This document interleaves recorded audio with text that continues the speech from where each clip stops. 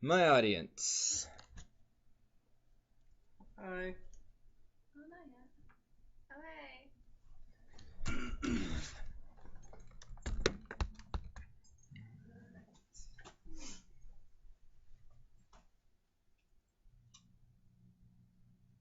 Alright. I live in Colorado Springs. The past 2 summers here have been very chaotic and kind of crazy for a lot of people in the city. What causes fear? Days of blurred vision as you gaze through black smoke, and nights glowing with red and orange on the horizon. What caused this craziness? 2 forest fires blazed through our city, causing devastating damage to local forests and many homeowners. As tragic as these fires were, forest fires really are a natural and necessary occurrence um, for forest health. In order to prevent future catastrophes like the ones Colorado Springs experienced, I think prescribed or controlled burns are necessary to protecting our forests and surrounding homes. Fires do many good things for the forest health, including increasing plant diversity by getting rid of overgrowth on the forest floor. Also, there are some species of trees and plants that cannot reproduce without the effects of fire. In the US, forest fires have been suppressed by humans. This has allowed our forests to just be overgrown, to grow out of control. They are so thick with foliage that when a fire starts, it wreaks havoc in places like it did in Colorado Springs. When done right, such as a prescribed or controlled burn, fires can have a tremendous effect on forest health. So, what is a prescribed burn? A prescribed burn is basically a fire that helps control a forest into its natural state, done in a controlled and a safe manner. There are a few different factors that we need to take into account when we do a prescribed burn.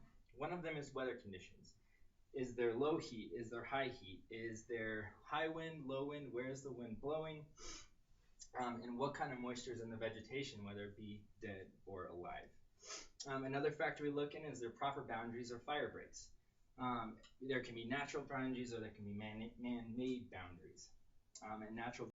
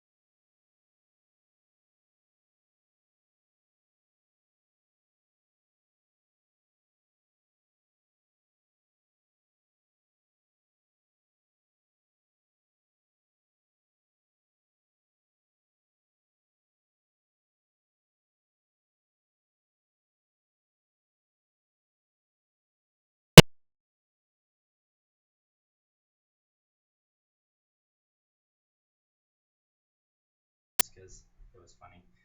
Basically, it's a tree that produces fruit that looks like a raisin, and the smoke of the fire actually allows this specific plant to germinate and reproduce.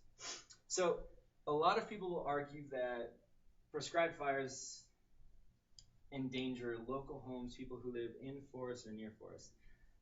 Absolutely, when you have those horrible conditions of very, very heavy heat, very, very windy, and those winds are going in the wrong direction, that is when danger happens for local homes. When you do prescribed fires, it happens in the conditions where you have high moisture, low heat, low wind, and you get rid of all that undergrowth. Because when you have those high fire conditions, it intensifies the fire so much that it just burns through everything. But when you have those low conditions, it allows firefighters, allows the people who are prescribing the fire to control it, allow it to be done in a safe manner, and so that in the future, when those fires do happen on those high fire danger days, the forest or the fire will burn as it naturally occurs along the ground, being very easily to control and easily to maneuver by local fire departments. So instead of waiting for devastating fires like the Waldo Canyon and the Black Forest fires of Colorado Springs, we need to be proactive and responsibly burn our forests back to their original states.